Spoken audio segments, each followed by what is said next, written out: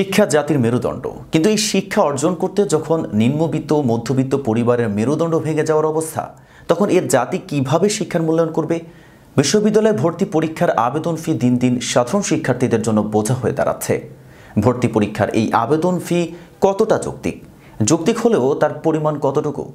রাকিবুল ইসলাম রইজের প্রতিবেদনে দেখুন বিস্তারিত। বিশ্ববিদ্যালয়ে ভর্তি পরীক্ষার আবেদন ফি বর্তমানে অধিকাংশ শিক্ষার্থীর জন্য একটি বড় আর্থিক চ্যালেঞ্জ হয়ে দাঁড়িয়েছে।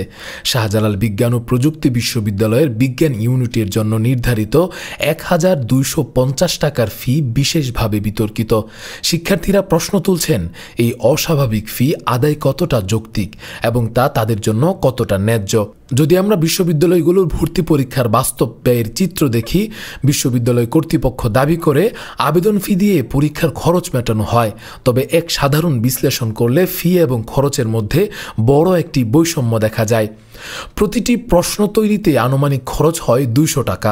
৭০টি প্রশ্নের জন্য মোট খরচ হওয়ার কথা ১৪,০০০ টাকা। ৫০,০০০ শিক্ষার্থী যদি পরীক্ষার্থী হয়, তাহলে তাদের প্রশ্ন প্রতি ৫ টাকা করে ধরে নিলে মাত্র ২,৫০,০০০ টাকা খরচ হবে। প্রতি OMR শিটের জন্য ১০ টাকা করে হলে এ খাতে খরচ হয় ৫ লক্ষ টাকা।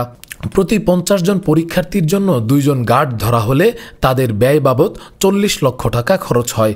সব মিলিয়ে দেখা যায় আনুমানিক ৫০ লক্ষ টাকারও কম খরচ হচ্ছে। কিন্তু ৫০,০০০ শিক্ষার্থী থেকে যদি ১,২৫০ টাকা ফি নেওয়া হয়, তবে মোট আদায় হয় ৬,২৫,০০,০০০ টাকা।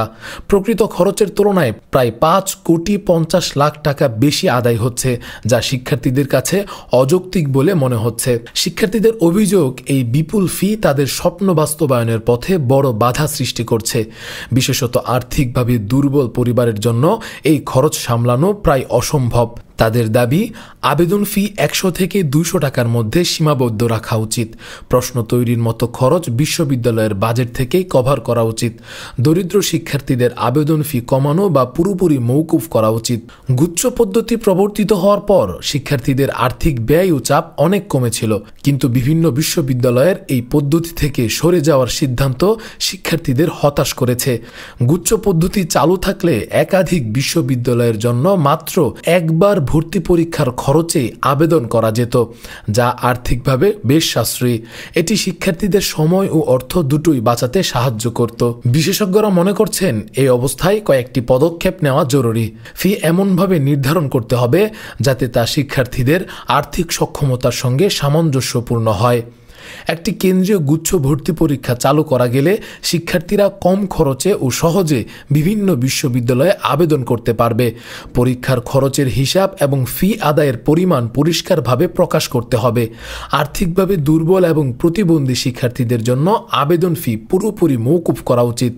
ধারণা করা যাক, যদি একটি সেন্ট্রাল গুচ্ছ পরীক্ষা চালু হয়, যেখানে মাত্র ২৫০০ টাকার আবেদন ফি দিয়ে একজন শিক্ষার্থী ৫ থেকে ৬০টি ভালো বিশ্ববিদ্যালয়ে পরীক্ষা দেওয়ার সুযোগ পেতে পারে, তাহলে শিক্ষার্থীরা আর্থিক ও মানসিক চাপ থেকে অনেকটা মুক্ত হবে। বিশেষত দরিদ্র শিক্ষার্থীদের জন্য এই ধরনের পদ্ধতি ভবিষ্যতের সম্ভাবনা উন্মুক্ত করে দেবে। তাদের স্বপ্ন পূরণের পথে টাকা কখনো বাধা হতে পারে না। শিক্ষা কোনো ব্যবসায়িক পণ্য নয়, এটি মানুষের মৌলিক অধিকার।